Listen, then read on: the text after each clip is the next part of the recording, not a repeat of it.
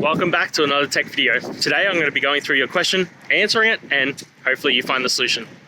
Now, don't forget to stay just a little bit crazy like me, and you'll hopefully get to the resolution. Now, let's continue on to the video.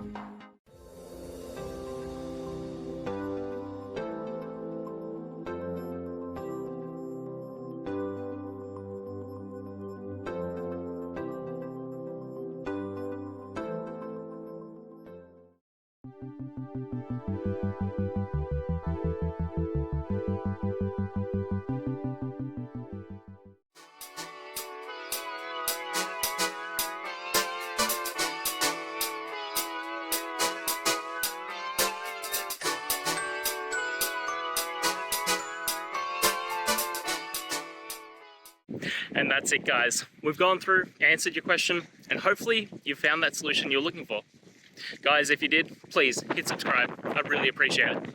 And until next time, you need technical help, I'll see ya. Have a good one.